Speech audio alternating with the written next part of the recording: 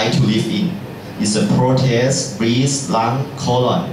And this is the spend for the research to warn the cancer. And this data is from NCI National Cancer Institute. And imagine having a way to deliver the knockout punch directly to those 4 areas, and more effective and less expensive.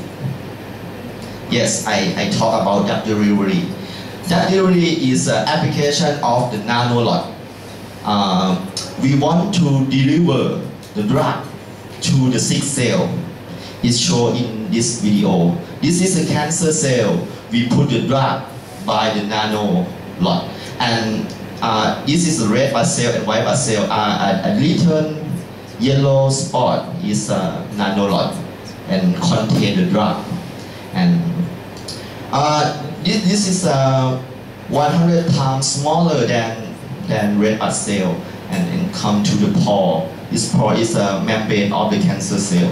And the next, how can come to the membrane of the cancer cell? This video is show that when drug with nanolot come to the membrane, it has a receptor that link the membrane on the cancer cell, and it's just like pull back to the membrane, just like this video. Okay, this is the process of drug delivery, and this is the flow chart that express this idea. This is untargeted drug delivery. Everyone know in chemotherapy.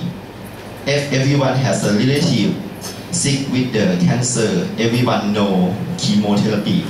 The drug can kill the healthy cell and sick cell altogether. But if we use drug delivery, this is a nanoparticle. In my case, it's a nickel fluoride nanolot. And this is drug, and there's a greater, just like receptor I told you. And this is the process as shown in the video. And the next, this is the technique to synthesis nickel fluoride. This is a hydrothermal techniques. The supersaturase is achieved by reduction of the temperature in the crystal growth zone.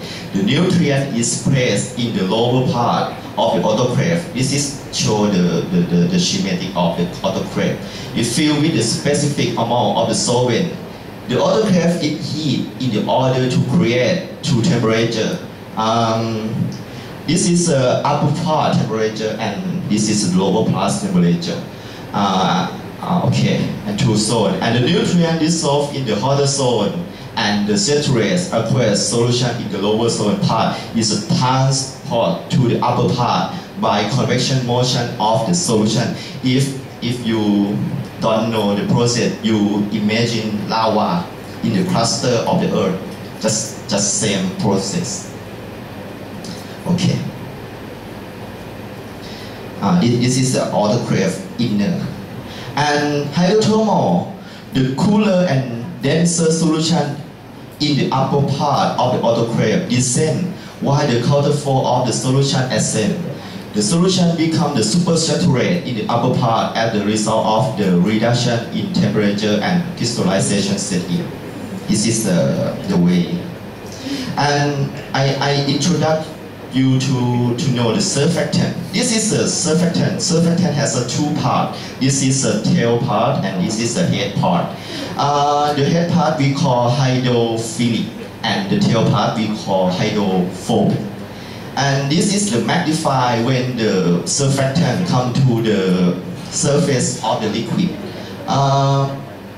The head is drawn to the water, and the tail is up to the air. This is the nature of the surfactant.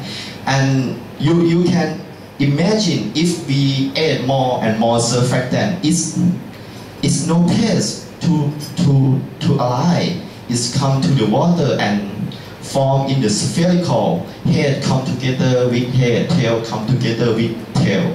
And we call this spherical form called micelle.